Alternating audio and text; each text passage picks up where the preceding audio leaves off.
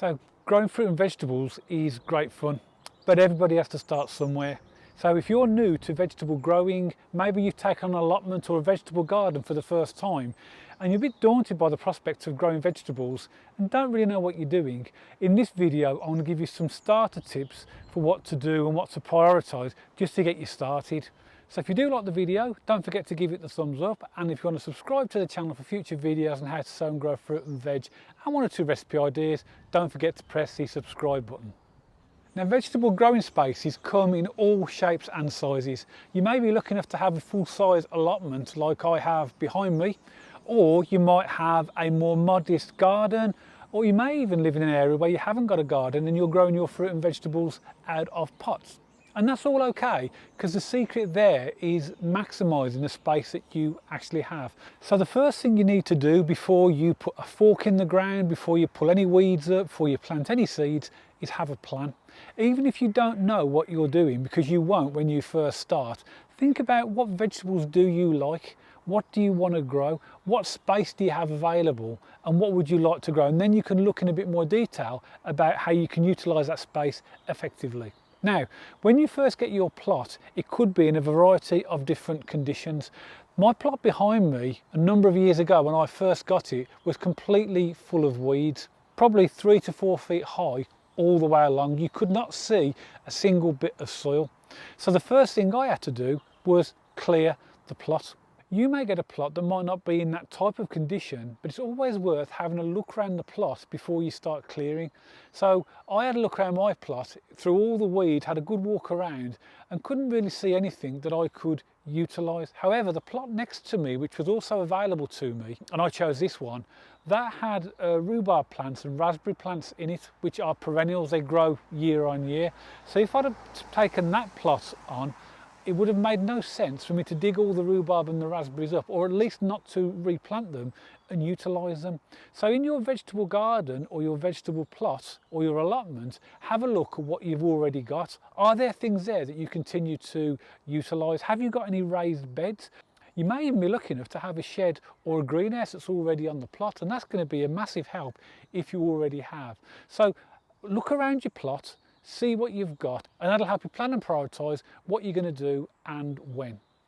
If your growing space is completely overgrown, you have to start somewhere. So my advice is to start in one place. I started in the far corner over here, which is actually the back of my allotment, and marked out a growing area with some string and started to clear that area and dig it. And what I did was I dug an area and then planted it straight away. Then I moved on to the next area and planted it, but in between each of the growing areas I left a pathway. So I marked mine out with some string just to give me the layout that I thought I was going to utilise. You may have a growing space that's already got paths, so you've already got some growing beds maybe already marked out, and that's brilliant, but I didn't. So if you have got a really badly maintained or previously maintained allotment or garden or vegetable plot, your first priority might need to be to create your first growing spaces.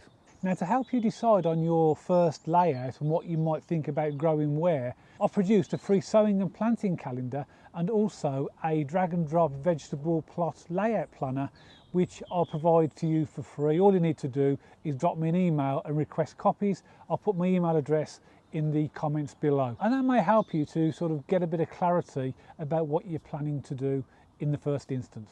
Now, over the years on this allotment, I've seen various people come and go. Those who have given it a go realise it's not quite for them, or maybe it's more hard work than they expected, and they've left, and then somebody else has come on.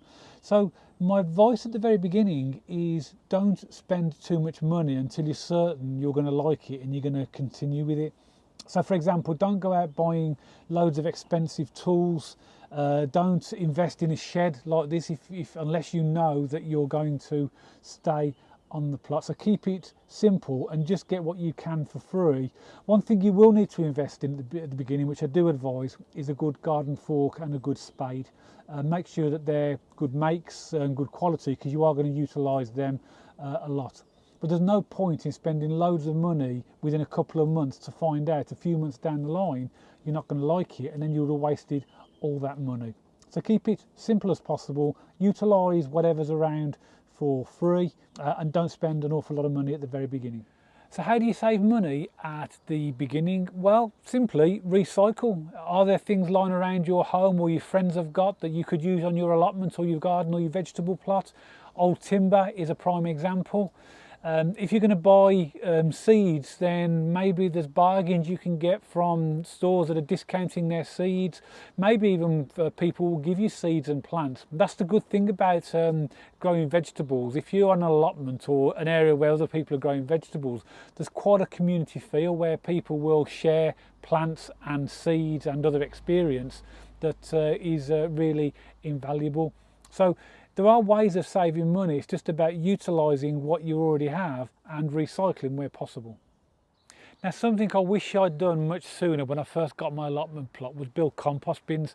I didn't do this till about after 2 years after I got my allotment, and looking back, that was a mistake, because the beauty of creating your own compost is that it's completely free, and all of that waste that you will get from clearing your allotment or your vegetable plot can be put into your compost bin.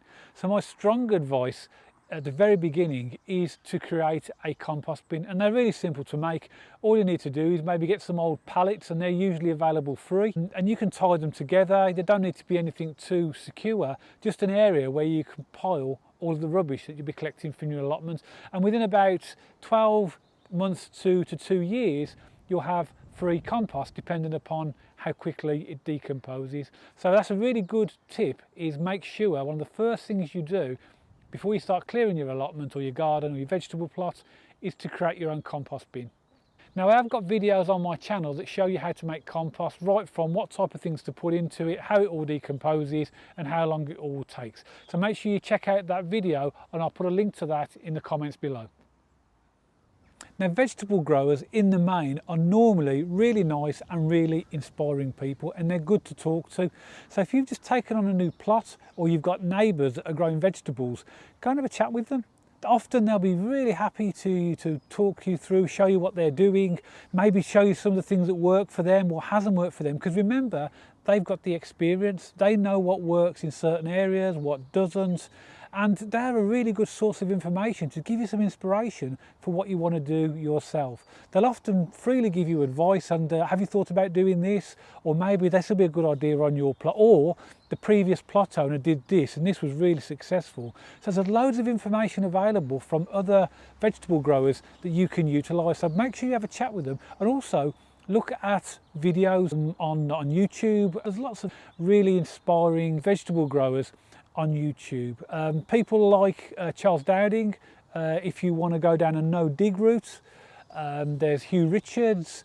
I could name quite a few, but these are all good channels for you to have a look at to give you some inspiration about what you might want to do. So make sure you check those out as well. Something that's also really important as well is to be realistic. You're going to be growing vegetables either for the first time, or you may be completely new to it and not everything is going to work, and that's okay. So expect to have some things that might not go the way you expect, but in vegetable growing it's trial and error, it's learning. I remember when I first started here on this allotment, I grew some lovely broccoli plants just right to plant out, bought them out, planted them outside, didn't net them because I didn't know, came back the following day and all I was left with was stalks. Straight away, I obviously learned you've got to net things like that. So you will have times where you will maybe get a little bit frustrated thinking that hasn't worked or that hasn't grown, but that's the beauty of vegetable growing. You've always got another opportunity to try again. So just be realistic with what you're doing and make sure that you understand that you're not going to get everything right first time. In fact, you might not get anything right second or third time. That's the nature of vegetable growing, but it is fun. Now, when you first start vegetable growing, just to give you a bit of encouragement, try and select vegetables that are easy to grow and ones that you're going to use.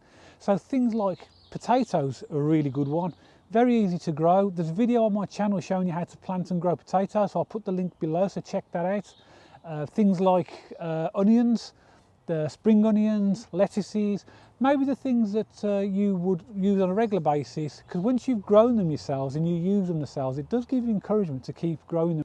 And then possibly you can move on to something a little bit more complex, let's say, that might take a bit more care and attention to grow. So definitely in the first instance, think about selecting vegetables that are easy to grow and ones that you will use. Another thing that's really beneficial for new allotment and vegetable holders is to get children involved in growing vegetables. This is Sinead, say hello. Hello. And this is Kayla. Hello. And these are my niece's daughters. So children of this age, how old are you, Kayla? 8. 8. And how old are you, Sinead? 6. 6. It's a great age to get children involved in growing vegetables. Gets them out in the fresh air and they can grow brand new vegetables which are really healthy for them. So a really good thing to do for new vegetable plot holders is to get children involved.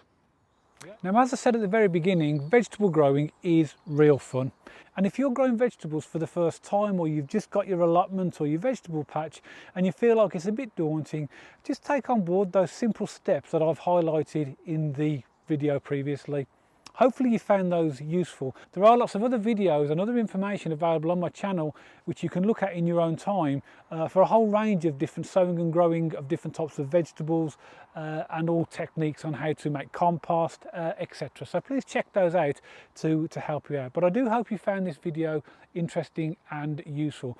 So if you're new to growing vegetables, or maybe you've got your allotment or your vegetable plot for the first time, let me know in the comments below what type of size of plot you've got, what type of condition it is, and what your initial plans are.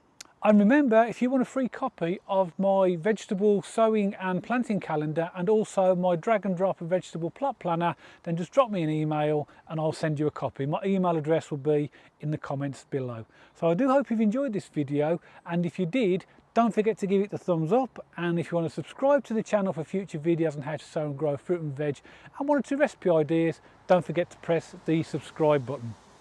And I'll see you all on the next video.